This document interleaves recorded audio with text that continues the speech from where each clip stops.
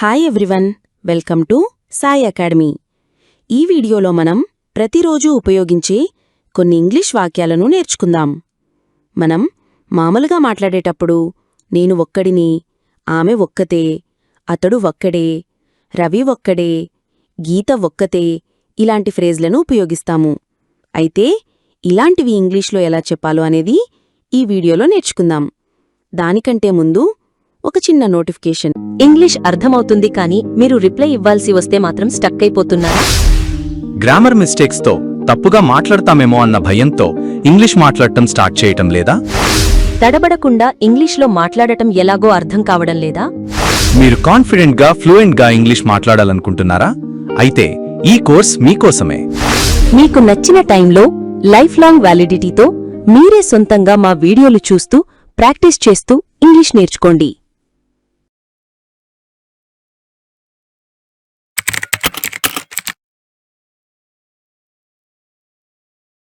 ఇప్పుడు మనం టాపిక్లోకి వెళ్ళిపోదాం. ఇలాంటివి చెప్పాలంటే మనం ఏ సబ్జెక్ట్ అయితే ఉపయోగిస్తున్నామో ఆ సబ్జెక్టు తర్వాత అలోన్ అనే పదాన్ని ఉపయోగించాలి. ఉదాహరణకు నేను ఒక్కడిని అని చెప్పాలంటే ఐ అలోన్ అని చెప్పాలి. ఆమె ఒక్కతే అని చెప్పాలంటే షీ అలోన్ అని చెప్పాలి. అతడు ఒక్కడే అని చెప్పాలంటే హీ అలోన్ అని చెప్పాలి. ఇప్పుడు కొన్ని ఉదాహరణలు చూద్దాం. నేను ఒక్కడినే ఆట ఆడాను. I alone played the game. I alone played the game. నువ్వొక్కడివి గెలిచావు. You alone won. You alone won. Sita ఒక్కతే పనిచేయలేదు. Sita alone did not work. Sita alone did not work. ఆమె ఒక్కతే చదివిందా? Did she alone read? Did she alone read? ఆమె ఒక్కతే రాలేదా? Didn't she alone come? Didn't she alone come?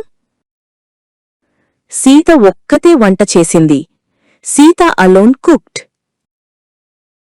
Sita alone cooked. అతడు ఒక్కడే చెప్పలేదా? Didn't he alone say? Didn't he alone say? ఆమె ఒక్కతే పుస్తకం చదివింది.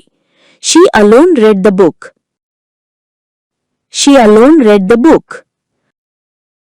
వారు ఒక్కరే పోరాడారు. They alone fought. They alone fought. మేము ఒక్కళ్ళమే చదవలేదు. We alone did not study. We alone did not study.